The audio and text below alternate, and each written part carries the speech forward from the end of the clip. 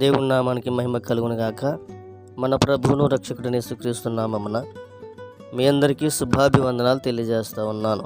ఈరోజు మన ధ్యాన గ్రంథం నుండి కీర్తన గ్రంథము 107వ కీర్తన 6వ చరణం. వారు కష్టకాలమందు యెహోవాకు మొర్రపెట్టిరి, ఆయన వారి ఆపదలలో నుండి వారిని విడిపించెను. చూడండి, భక్తుని ద్వారా దేవుడి విధంగా తెలియజేస్తూ ఉన్నాడు. ఇశ్రాయేలు ప్రజలు ఐగుప్తు నుంచి కానానుకు ప్రయాణం చేస్తూ ఉన్నప్పుడు వారు ఆకలి కోసం అలమటించారు. నివసించడం కొరకు, నివాసపురం కొరకు వారు ఎంతగానో ఎదురు చూశారు. అయితే వారికి స్థలాన్ని నివసించడానికి అవకాశం లేదు. ఆహారం చేత వారు ఎంతగానో వేదన పడుతున్నప్పుడు, ఆకలి చేత వారు దుఃఖిస్తున్నప్పుడు, వారి ప్రాణములు సొమ్మసిల్లిపోయిన పరిస్థితులకు వెళ్ళిపోతున్నప్పుడు వారు ఏం చేశారు అని అంటే దేవునికి మొక్కారు, దేవునికి మొర్రపెట్టారు, దేవునికి ప్రార్థన చేస్తారు. అయ్యా, ఆకలితో అలమటించిపోతున్నాం, మా జీవితంలో మేము నెమ్మది లేకుండా ఉన్నాం, కష్టం మమ్మల్ని వెంబడిస్తూ ఉంది, సమస్యలు ఆపదలు మాకు ఉన్నాయి, మాకు సహాయం చేయి ప్రభువా అని దేవునికి మొరపెట్టారు. అయితే దేవుడు వారి ప్రార్థన ఆలకించి కష్టకాలమందు వారిని విడిపించాడు. ఆపదల నుంచి దేవుడు వారిని విడిపించాడు. ఇశ్రాయేలు ప్రజలు ఐగుప్తు నుంచి కానానికి వెళ్తున్నప్పుడు మోషే ప్రవక్త ద్వారా దేవుడు తన ప్రజలను క్షేమకరమైన రీతిలో నడిపిస్తున్నట్లు మనం చూస్తూ ఉంటాం. అయితే కష్టకాలం వచ్చినప్పుడు, దుఃఖ సమయం వచ్చినప్పుడు, వేదన వచ్చినప్పుడు, బాధలు కలిగినప్పుడు, ఆపదలు వచ్చినప్పుడు మనం చేయాల్సింది ఏంటి అంటే దేవునికి మొర్ర పెట్టడం నేర్చుకోవాలి. అయ్యో, నా జీవితంలో శ్రమలు వస్తూ ఉన్నాయి, ఇబ్బందులు వస్తూ ఉన్నాయి, ఎన్నో శోధనలు ఎదురవుతూ ఉన్నాయి, ఇక నా జీవితం ఇలాగే కొనసాగుతుందా అని మనల్ని మనం బలహీనపరుచుకుంటూ మానసికంగా కృంగిపోయేవారుగా మనం ఉంటే ఎప్పటికీ బలమైన వారం కాలేం. అయితే శరీరం ఎంత బలహీనంగా ఉన్నప్పటికీ, ఎంతగా నేను కృంగదీస్తూ ఉన్నప్పటికీ, సమస్యలు, శోధన, సుడిగుండాలు గుండా నువ్వు ప్రయాణం చేస్తున్నప్పుడు, అవి నిన్ను చుట్టుముట్టి నీకు నెమ్మది లేకుండా చేస్తూ ఉన్నప్పటికీ, నిన్ను అందరూ చులకన చేసి మాట్లాడుతున్నప్పటికీ, అందరూ నిన్ను సూటిపోటి మాటలతో హేళన చేస్తున్నప్పటికీ, మాటల చేత నీ హృదయాన్ని గాయపరుస్తున్నప్పటికీ నీవు కృంగిపోవలసిన పని లేదు, నీవు దిగులు చెందవలసిన పని లేదు. ఎందుకు అనంటే నిన్ను నడిపించేది ఒక మనిషి కాదు, నిన్ను నడిపించేది నువ్వు చేసే పని కాదు, నిన్ను నడిపించేది నీకు నాకు జీవితాన్ని ఇచ్చిన సృష్టికర్త అయిన దేవుడు. చూడండి, సృష్టిలో దేవుడు కొన్ని అద్భుతాలను పెట్టాడు. ఆకాశంలో సూర్యుడిని, చంద్రుడిని పెట్టాడు, అలాగే గాలిని పెట్టాడు, భూమి మీద నీరుని పెట్టాడు, అంతేకాదు కొన్ని కాలాలను పెట్టాడు, వృక్షజాతులను నిర్మించాడు. మనం చూస్తూ ఉంటాం, ఉదయం కాగానే సూర్యోదయం అవుతుంది, మళ్ళా సాయంత్రం చీకటి వస్తూ ఉంది.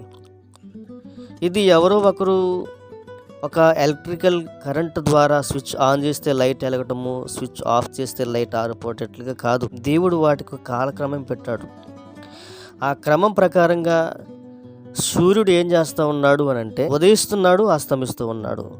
అంతేకాదు, ఈ సూర్యాస్తమయాలు జరగడానికి దేవుడు మరలా భూమికి ఒక పని అప్పగించాడు.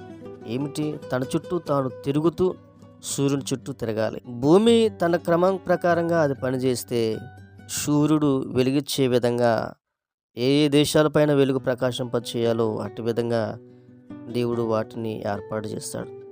అంతేకాదు, మనం పీల్చుకునే గాలి ఎంత పరిమాణంలో ఉండాలో అంతే దేవుడు మనకి ఇచ్చాడు. మించిన గాలి గనక వీస్తే మానవుడు గాలి ఆడక ఊపిరాడక చనిపోతాడు. కనుక వాటికి ఒక కొలత పెట్టాడు, సముద్రాలకు కూడా ఒక కొలత పెట్టాడు. సరిహద్దులు దాటి రాకుండా అవి ఆ నదిలోనే ప్రవహించినట్లుగా, ఆ నదుల నుంచి మరలా తేమ ఆకాశంలోనికి వెళ్ళి వర్షం పడి భూమి పండినట్లుగా చూడండి ఎన్ని అద్భుతాలు కనిపిస్తూ ఉన్నాయో. ఈ విధంగా దేవుడు వాటి క్రమం ప్రకారంగా సమస్తమును నిర్మిస్తే అవి వాటి పని చక్కగా చేస్తూ ఉన్నాయి. తద్వారా మానవుడు ఎంతో క్షేమంగా ఉండగలుగుతున్నాడు. అయితే ఈ భూమిలో ఉన్న ప్రతి జీవరాశి కూడా దేవుని చేతిలో నుంచి ఆహారం కొరకు ఎదురు చూస్తూ ఉన్నాయి. ప్రభువా, మాకు ఆహారం ఎప్పుడు పెడతావని. గనుక వాటిని పోషించే దేవుడే. దేవుని వాక్యం ఇలా తెలియజేస్తూ ఉంది, ఆకాశ పక్షులు చూడు, అవి విత్తవు, కోయవు, వాటిని పోషించి దేవుడు నిన్ను పోషించడా అని. ఈ భూమి మీద ఉన్న ప్రతి జీవరాశిని ఆయన పోషిస్తూ ఉన్నాడు. కష్టకాలంలో అవి దేవునికి మొర్ర పెడతా ఉన్నాయి. అలాగే దేవుని బిడ్డలైన మనము కూడా మన జీవితాలను కూడా ఆశీర్వాదకరంగా ఉండాలని, దీవెనకరమైన వారిగా ఉండాలని, ప్రత్యేకింపబడ్డ వారిగా ఉండాలని దేవుడు మన కొరకు కొన్ని ప్రణాళికలు, కొన్ని ఆలోచనలు కలిగి ఉన్నాడు. ఆ ప్రణాళికల నెరవేర్పు జరగాలి అని అంటే మనము కూడా ఆధ్యాత్మికమైన విషయంలో బలమైన వారుగా ఉండాలని. కానీ ఆపత్కాలమందు, కష్టకాలమందు ఇశ్రాయేలు ప్రజలు దేవునికి మొరపెట్టినప్పుడు దేవుడు వారిని విడిపించాడు. ఈ రోజున ఈ సృష్టి అంతటిని దేవుడు మన కోసమే నిర్మించాడు. మనం క్షేమంగా ఉండాలి, మనం సంతోషంగా ఉండాలి, దేవుని మహిమార్థం బ్రతకాలని. అయితే దేవుని విడిచిపెట్టి ఇంకా నువ్వు తిరుగుతున్నావా? కష్టం వచ్చినప్పుడు, శ్రమ వచ్చినప్పుడు నువ్వు దేవుని వైపు చూడట్లేదా? దేవుని వైపు తిరుగు. ఈ సృష్టి అంతా కూడా దేవుని వైపు తిరిగింది కనుకనే దేవుడు వాటికిచ్చిన ఆజ్ఞ ప్రకారం అవి క్రమంగా పనిచేస్తూ ఉన్నాయి. నీవు కూడా దేవుని వైపు తిరిగితే, నీవు దేవుని మీద ఆధారపడితే నీకంటూ ఒక బాధ్యత అప్పగిస్తాడు.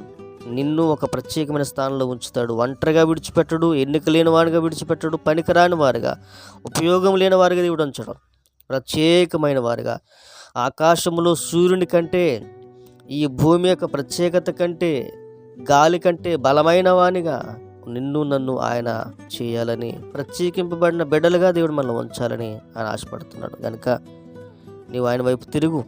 ఈ సమస్య నుంచి విడుదల పొందుకుంటావు, నెమ్మది పొందుకుంటావు, ఆయన విడిపిస్తాడు. అట్టి దండత కృప దేవుడు మనకిచ్చి నడిపించి బలపరిచి సహాయం చేయనుగాక. ఆమేన్. ప్రార్థన. పరిశుద్ధుల మీకు వందనాలు. మరొకసారి మీ పాసనికి అడుగుచిన దండతను బట్టి, కృపను బట్టి నీకు వందనాలు. జ్ఞాపకం చేసుకోండి. మేము నీ వైపు తిరిగి మా సమస్యల నుంచి విడుదల పొందుకునే భాగ్యం దయచేయండి. అందరైతే వాక్యం ఉన్నారు వారందరిని బలపరచమని యేసు నామమున అడుగుచున్నాను తండ్రి. ఆమేన్.